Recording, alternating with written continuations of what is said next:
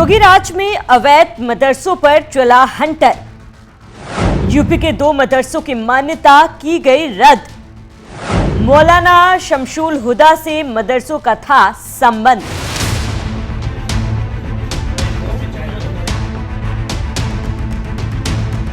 नमस्कार, आप देख रहे हैं एनएमएफ न्यूज और मैं हूं आपके साथ श्रावणी पटनायक। उत्तर प्रदेश में अवैध मदरसों और विदेश फंडिंग के खिलाफ योगी सरकार का जीरो टॉलरेंस अभियान लगातार जारी है। इसी कड़ी में अब अवैध मदरसों और भारत विरोधी मौलानाओं पर एक्शन तेज कर दिया गया है। अब जो ताजा मामला आया है वो ये बताने के लिए काफी है कि कोई भी यूपी में अवैध गतिविधि करेगा तो बख्शा नहीं जाएगा। बता दें कि लंदन में बैठकर एक मौलाना न केवल यूपी के मदरसों का रिमोट कंट्रोल चला रहा था, बल्कि सरकारी खजाने से वेतन और पेंशन भी डकार रहा था। लेकिन योगी राज में अब उस मौलाना का दाना पानी बंद कर दिया गया है और जांच के यूपी के 2 बड़े मदरसों की मान्यता रद्द कर दी गई है। तो चलिए जान लीजिए आखिर क्या है यूपी के मदरसे और मौलाना का लंदन कनेक्शन।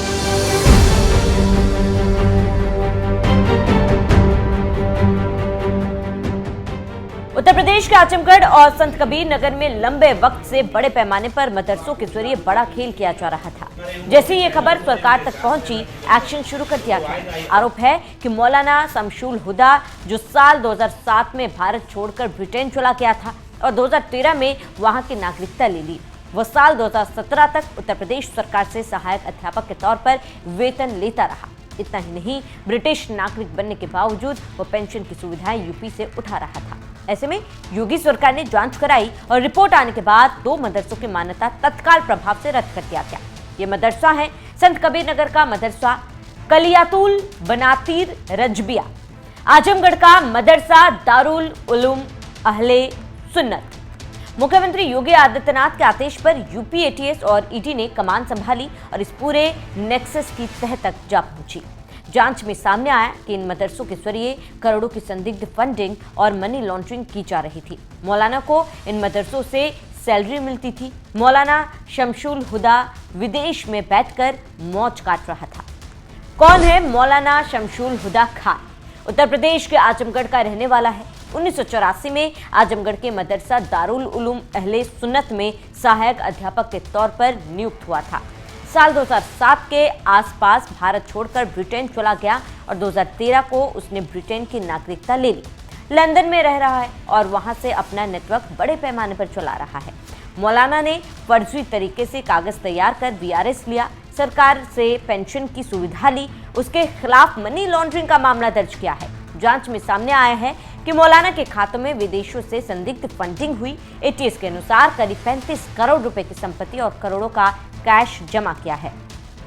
आरोप है कि वह मदरसों के लिए विदेशी फंडिंग जुटाने में दलाली का काम करता था। एटीएस के अनुसार शमशुल हुदा के संबंध पाकिस्तान के कट्टरपंथी संगठन दावते इस्लामी से होने के प्रमाण मिले। आरोप है कि कई देशों में हुई बैठकों में हिस्सा लिया जहां फ्री कश्मीर जैसे नारे लगाए गए थे। जांच एजेंसियां मौलाना के जम्मू कश्मीर के संदिग्धों से संबंधों की भी जांच कर रही है।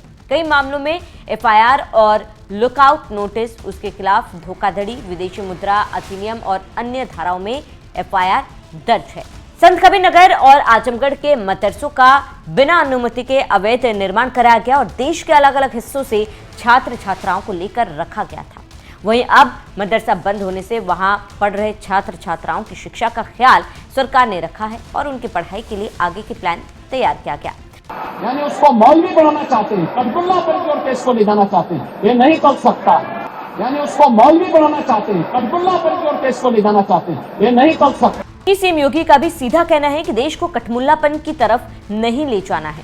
अवैध मदरसों पर लगाम लगाएंगे। ऐसे में यूपी में अभी तक बड़े पैमाने पर कार्रवाई हो चुकी है। नेपाल सीमा के आसपास से लेकर यूपी के अलग अलग जिलों में अवैध मदरसों को बंद किया गया, बुलडोजर चलाया गया और सरकारी जमीन छुड़वाई गई। यूपी में अवैध मदरसों पर शिकंजा।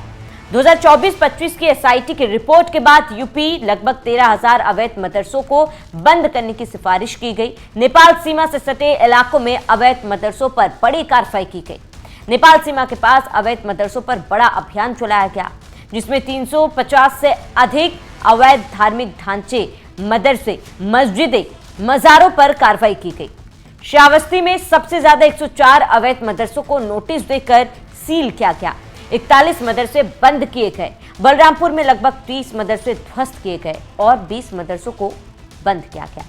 बहराइच में 135 से ज्यादा अवैध अतिक्रमणों को हटाया गया, जिनमें 8 मदरसे और कई मस्जिदें शामिल थी। सिद्धार्थनगर में 18 अवैध मदरसों को चिन्हित किया गया, जिनमें से 9 को ध्वस्त और 5 को सील किया गया। आजमगढ़ में एसआईटी जांच में 219 मदरसे फर्जी पाए गए, जिनके संचालकों पर एफआईआर के आदेश दिए गए हैं। महाराजगंज में 11 अवैध मदरसों को सील किया गया। सरकारी जमीन पर बने ढांचों को हटाया गया।